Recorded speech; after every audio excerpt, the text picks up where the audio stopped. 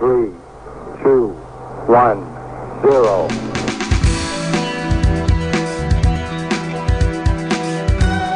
À l'occasion du Midi du Management qui se déroulait à l'aéroport de Gosselies ce 3 février, Philippe Lehmann animait une session intitulée « La mission Apollo 13 ou comment gagner par la maîtrise du changement et de l'innovation ». Cette séance a plongé l'auditoire dans l'épopée de la mission Apollo 13 et a retracé les étapes qui ont conduit à la conquête de la Lune. Les changements sont inhérents à toute entreprise et Philippe Lehmann nous donne les éléments clés de la maîtrise de l'amélioration et de l'innovation. Dans une entreprise, que lorsqu'on cherche à améliorer ou innover, il y a un point commun, un dénominateur commun. Dans les deux cas, on parle de changement. Le changement, ça fait sortir les gens de leur zone de confort, ça demande une remise en question et c'est pas facile. Alors, la première chose dont il faut se rendre compte, c'est que le changement en lui-même, il est neutre. Ce qui est important, c'est de voir quelles sont les conséquences du changement pour les personnes.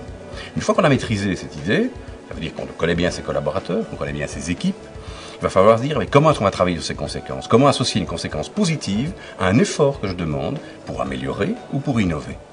Alors il y a plusieurs points à prendre en compte. Le premier, c'est qu'il faut donner une direction, dire qu'est-ce qu'on veut atteindre et expliquer pourquoi on veut l'atteindre. Si vous avez des équipes et des personnes qui comprennent pourquoi on veut faire quelque chose par rapport à ce qu'on faisait avant, alors j'ai adhésion. Ensuite, il y a un point capital, c'est que l'excellence en termes d'amélioration, d'innovation, ça ne s'improvise pas.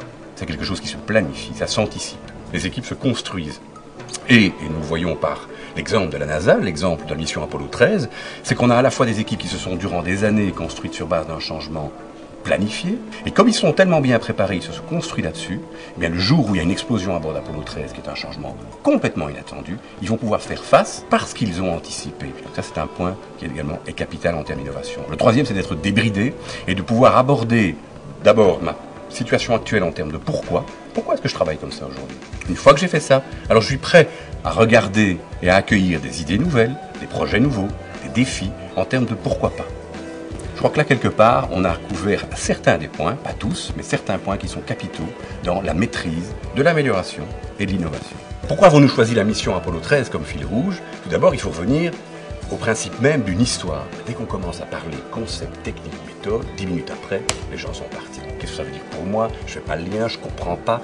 Partir d'une histoire, partir d'une métaphore, partir d'un témoignage, partir d'une anecdote, va permettre de relier du visuel, des images, un cas vécu, un slogan, des phrases courtes, à quelque chose qui devient alors une réalité que je peux traduire dans ma vie de tous les jours. La conquête de la Lune, comme Apollo 13, est très parlant, parce qu'on se retrouve tout de suite dans les attitudes et les comportements des directeurs de vol, des astronautes, des contrôleurs de vol. On va se retrouver nous-mêmes là-dedans. Pourquoi Apollo 13? Parce que c'est vraiment une situation dans laquelle, dans ce cas de changement inattendu, on va voir des équipes, des leaders et des personnes qui vont donner le meilleur d'elles-mêmes face à des circonstances très difficiles.